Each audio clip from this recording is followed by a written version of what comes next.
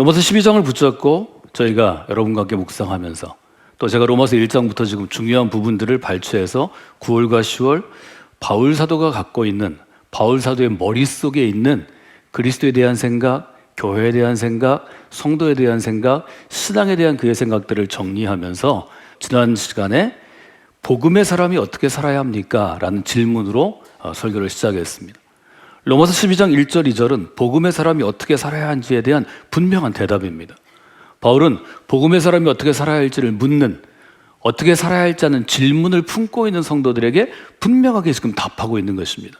복음의 사람은 어떻게 살아야 합니까? 복음의 사람은 우리의 몸을, 여기서 말하는 몸은 육신의 몸을 의미하는데 그것은 뒤에 있는 산 제물, 산 제사와 연결되기 때문입니다. 좀 더 넓게 해석하면 우리의 삶 자체를 하나님이 기뻐하시는 살아있는 제물로 바치는 것, 이것이 복음의 사람이 살아가는 방식이라는 것입니다.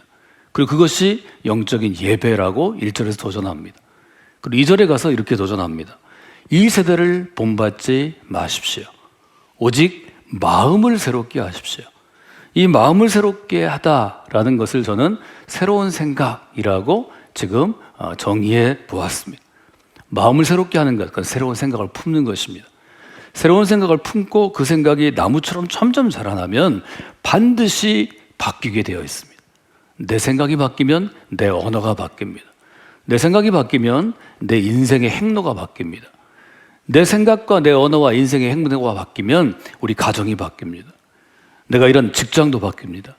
내가 지금 신앙생활하는 교회도 바뀝니다. 우리가 살고 있는 마을과 도시, 대전도 바뀌게 되어 있습니다. 이것이 매우 중요한 일입니다. 신앙생활은 결국 이 변화하는 것에 가장 중요한 본질이 있습니다.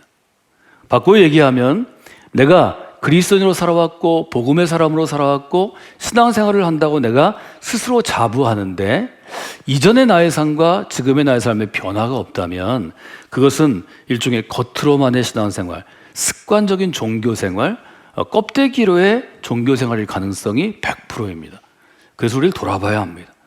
바울은 언제나 변화가 없는 성도들을 향해서, 변화가 없는 교인들을 향해서 스스로 점검하고 살펴보고 돌아보라, 이렇게 도전했습니다.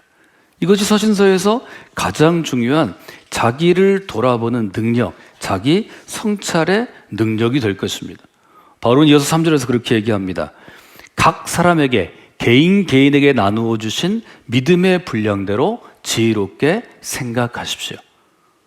우리가 신앙생활을 한다는 것은 결국 내게 주신 믿음의 분량만큼, 믿음의 그릇만큼, 믿음의 사이즈만큼 지혜롭게 생각하는 것입니다. 여러분, 성관계 믿음의 공동체에서 지혜롭게 생각하는 훈련을 여러분들이 좀 받으시면 좋을 것 같습니다. 바울은 바울의 인생을 통해서 또 그의 목회자로서의 삶을 통해서 교회에서 목회하면서 지혜롭게 생각하는 것이 어떤 것인지를 배우게 됩니다. 바울이 여러 가지를 깨닫게 되는데요. 바울 서신에서 계속해서 강조하는 지혜롭게 생각하는 것은 두 가지라고 제가 말씀드렸습니다.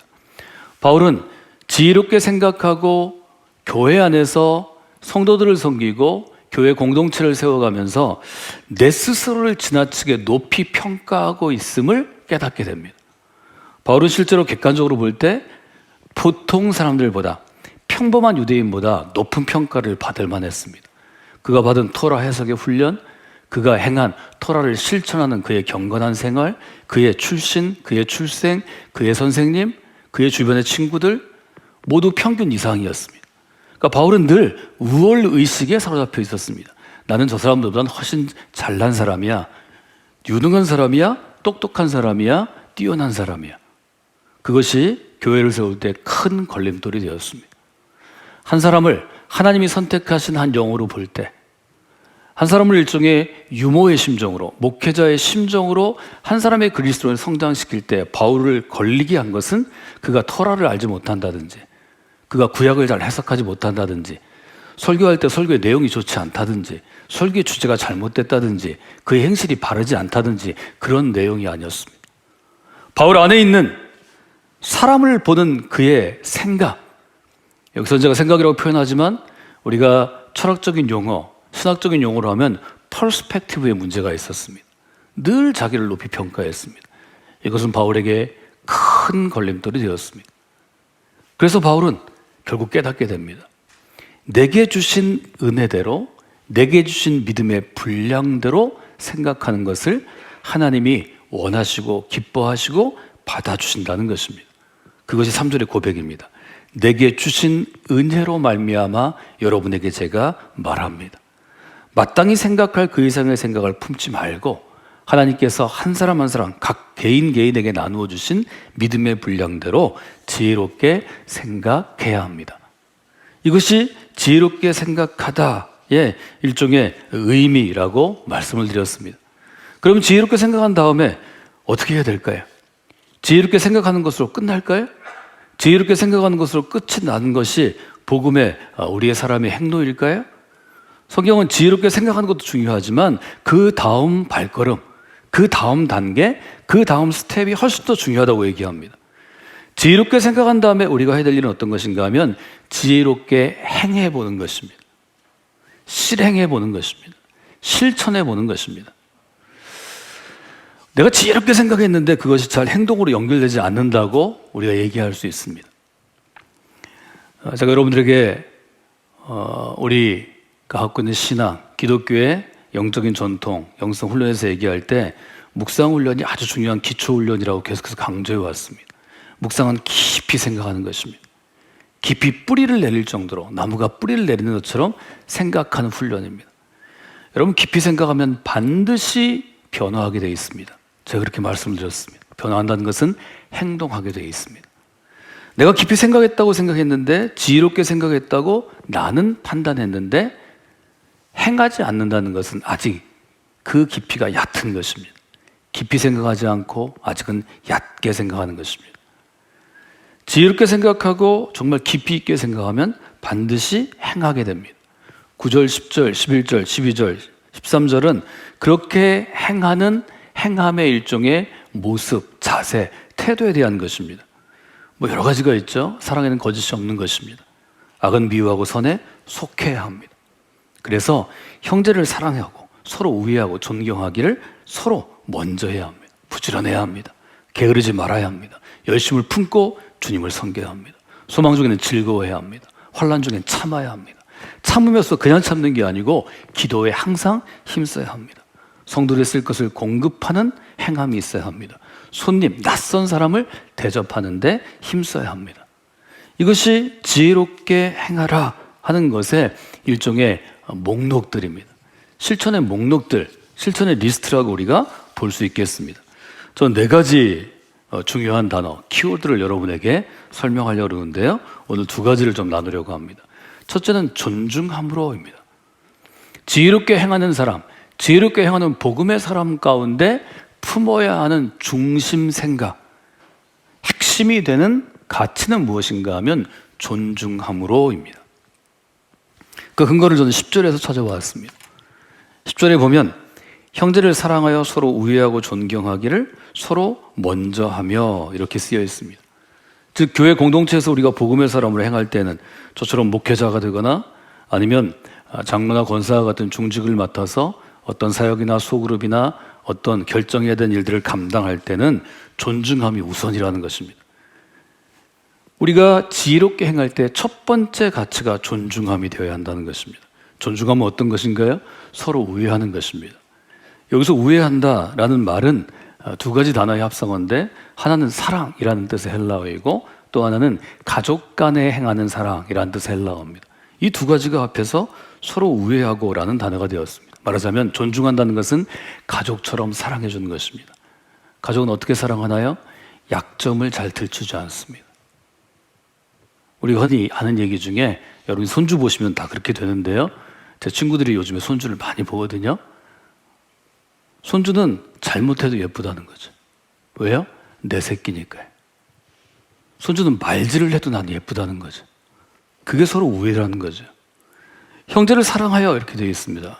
이것은 2가지 합성어인데 앞에 사랑이라는 헬라어 필로스이고 뒤는 형제라는 뜻입니다. 가족 간의 사랑과 형제의 사랑은 그 당시에는 로마 제국 당시에는 조금 구분할 필요가 있습니다. 예수님도 제자들에게 너희는 서로 사랑해야 한다 말씀하셨는데 이때 사랑이 바로 형제애, 형제 간의 사랑입니다. 세 번째 이렇게 쓰여 있죠. 존경하기를 서로 먼저 하며. 존경하기를 서로 먼저 하라고 되어 있습니다. 이때 존경한다 하는 것을 저는 존중함이라고 표현했습니다. 존경보다는 존중함으로 여러분이 기억하시면 좋을 것 같습니다. 이 존중함을 먼저 하려고 애써야 한다는 것입니다. 바울은 이 부분을 설명할 때 뭐라고 표현했는가 하면 나보다, 자기보다 다른 사람을 좀 더 높이 보는 것, 낮게 보는 것이 성숙함, 그리스도인 성숙함이라고 이야기했습니다. 교회 안에서 여러분들이 교회 공동체를 섬길 때, 교회 공동체 안에 어떤 일들을 감당할 때는 존중함으로 해야 되는데요. 저는 존중함으로 한다는 것을 이렇게 여러분들이 기억했으면 좋겠습니다. 다른 사람이 원하는 일을 할 수 있도록 허용해 주는 것, 허락해 주는 것, 인정하는 것, 받아들이는 것, 이것이 존중함입니다. 우리가 교회 안에서 다른 성도들과 함께 일할 때, 또 여러 목회자들과 함께 일할 때 여러 가지 부딪힘들이 있습니다. 성향이 다르고 또 일하는 자기의 형태도 다르고 또 사실은 목표점도 조금씩 다 다릅니다. 그럼에도 불구하고 우리가 함께 신앙생활할 때 교회 안에서는 존중함이 first가 돼야 합니다. 첫 번째가 돼야 합니다. 모든 걸 허용하라는 게 아닙니다. 신앙의 원칙에 위배되지 않는 것, 즉 본질이 아닌 것, 비본질적인 것은 허용하도록 여러분을 훈련하시는 게 여러분의 일종의 신앙의 사이즈, 신앙의 규모를 넓히는 것입니다. 사랑하는 여러분, 믿음으로 교회 안에서 신앙생활을 하실 때 존중함을 마음속에 첫 번째로 두시면 좋겠습니다. 다른 성도들이 원하는 일이 신앙의 원칙에 이렇게 위배되지 않는다면 허용하는 일에 대해서 여러분 계속 노력하셔야 합니다. 애쓰셔야 합니다. 그것이 여러분의 신앙의 그릇을 넓혀줍니다. 여러 사람과 함께 일하면서 제가 늘 좀 아쉬운 것 혹은 이런 분들이 내 옆에 있으면 좋겠다고 생각하는 것은 그릇이 좀 넓은 사람입니다. 저는 나이가 먹으면 그릇이 자연히 넓어질 거라는 착각을 오랜 동안 하고 있습니다. 그렇지 않다는 걸 이제 알게 되었습니다. 젊을 때 그릇이 좁은 사람은 나이가 들어서 나이가 60이 넘어서도 여전히 좁은 채로 있는 사람을 많이 발견합니다. 어떤 사람은 젊을 때는 아주 그릇이 좁았는데 나이 들면서 어떤 연유에서든 하나님이 그 그릇을 깨뜨리시고 그릇의 외연, 바깥을 넓히셔서 더 넓은 그릇이 되어 있는 사람도 만나게 됩니다. 전 여러분들이 성령께 오실 때 그릇이 큰 사람으로 오는 것을 별로 원치 않습니다. 여러분이 갖고 있는 한계만큼 오셔서 그 그릇을 여러 번 깨트리고 다시 만드는 과정을 통해서 여러분의 그릇이 넓어지는 분들이 되시기를 원합니다. 그러기 위해서는 성도들을 대할 때, 목회자를 대할 때, 어떤 사역을 대할 때 존중함으로 대하도록 애써 보십시오. 하나 더 여러분이 기억하실 용어는 용납하라입니다. 바울은 이 점을 아주 강조했는데요. 용납은 지금은 많이 사용하지 않는 한자어입니다.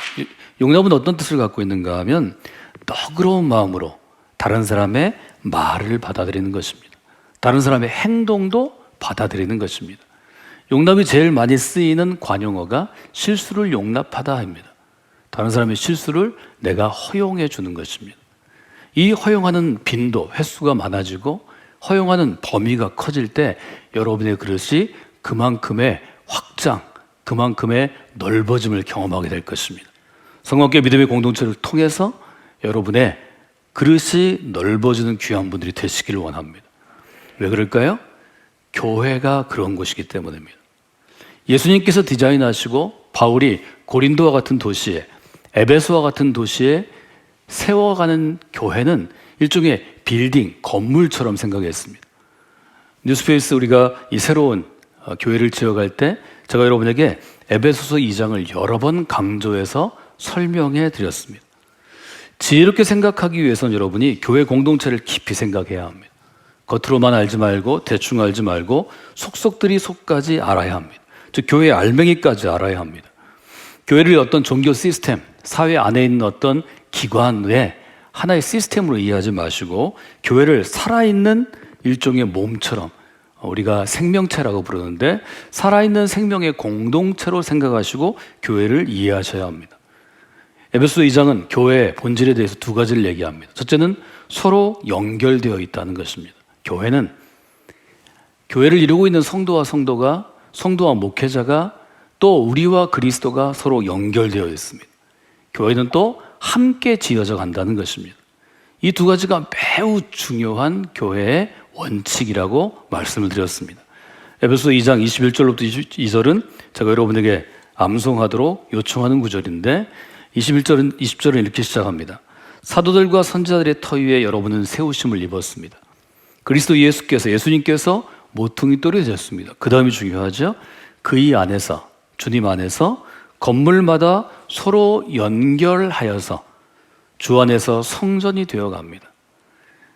여러분이 성령 안에서 하나님이 거할 어떤 처소, 장소가 되기 위해서 그리스도 안에서 함께 지어져 가고 있습니다. 교회의 특징은 어떤 것인가 하면 서로 연결되어 있는 것입니다. 이것이 바울이 고린도 교회 교인들에게 교회를 그리스도의 몸으로 우리는 몸에 있는 손과 팔과 다리와 같은 그러한 지체로 자꾸 설명하는 이유입니다. 연결된 것을 끊어주면 생명이 떠나갑니다. 예를 들면 제 팔이 제 말을 잘 안 들을 수 있습니다. 제가 그래서 이번 주에 제 팔을 떼어서 제 책상 위에 놔두고 일주일쯤 살다가 다음 주에 강단에 팔 없이 올라와서 있을 때 제가 살아있을까요? 아니요. 팔이 끊어지면 팔도 죽고 저도 죽는 것입니다. 생명은 간단한 게 아닙니다. 머리도 마찬가지입니다. 제 머리가 제가 하고 싶은 대로 안 할 때 많이 있습니다. 제가 그래서 머리가 필요 없으니까 3일간 머리를 좀 내가 떼어놔야 되겠다. 제 머리를 떼어놓으면 제가 살 수 있을까요? 여러분, 교회는 그런 것입니다.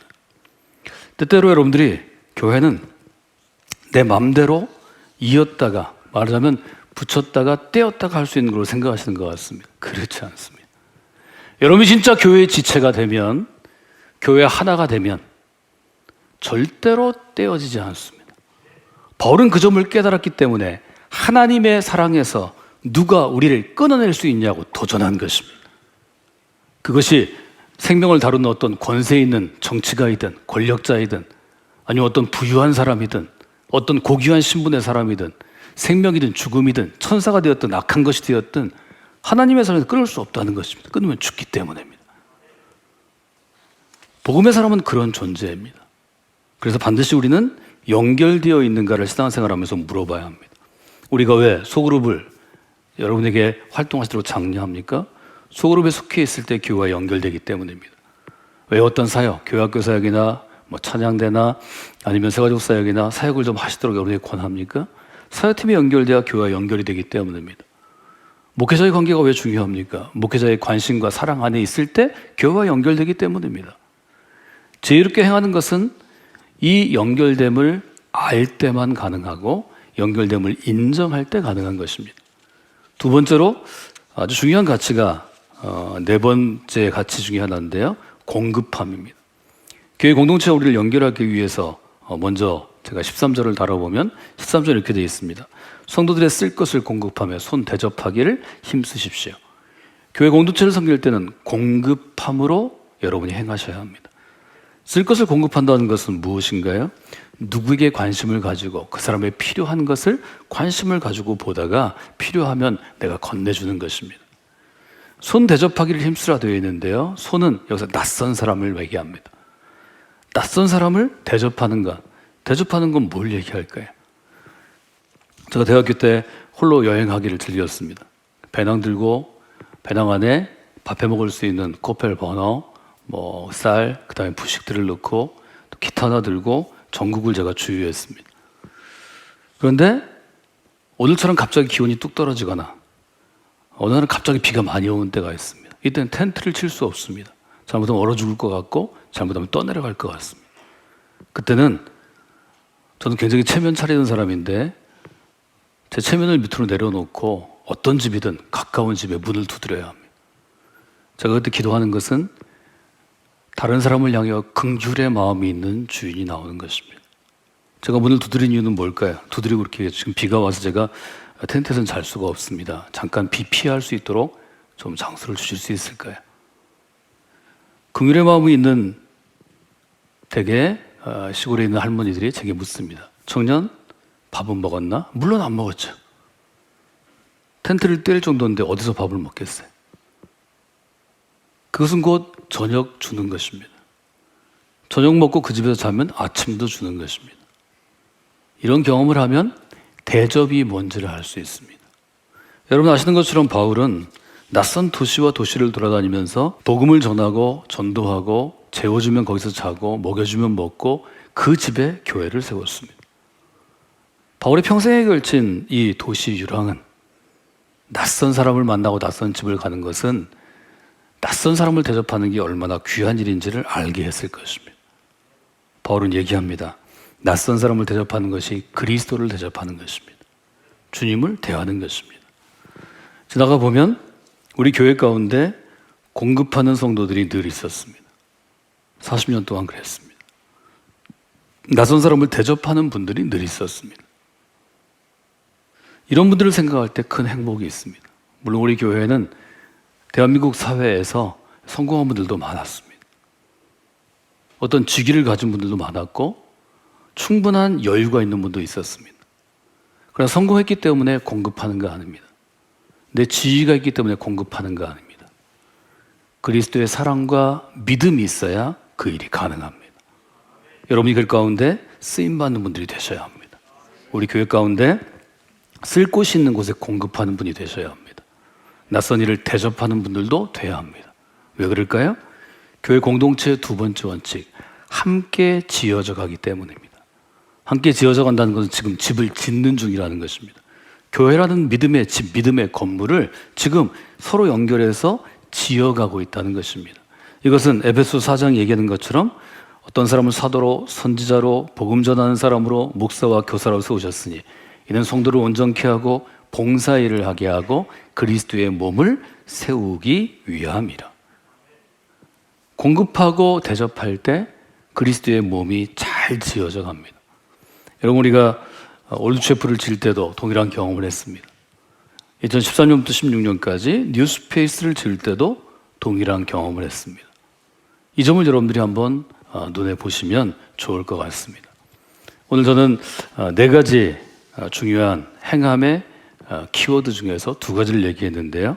사실은 여러분에게 세 가지 주제를 서로 엮어서 연결해서 말씀드렸습니다. 복음의 사람은 지혜롭게 생각하는 사람입니다. 여러분 지혜롭게 생각하셔야 합니다. 지혜롭게 생각하는 사람은 반드시 그 다음에 지혜롭게 행해야 합니다. 지혜롭게 행함이 있어야 복음의 사람으로 설 수 있습니다. 지혜롭게 행하는 것은 가치가 있습니다. 원칙이 있습니다. 두 가지를 말씀드렸는데 첫째, 존중함으로 행하셔야 합니다. 두 번째, 공급함으로 행하셔야 합니다. 왜냐하면 교회는 성도와 성도가 성도와 목회자와 성도와 목회자와 그리스도가 서로 연결되어서 함께 지어져 가는 건물과 같은, 집과 같은 그러한 공동체이기 때문입니다. 여러분이 그 마음을 가지고 이 한 주간을 좀 살아가시는 분들이 되시기를 주님의 이름으로 부탁을 드립니다.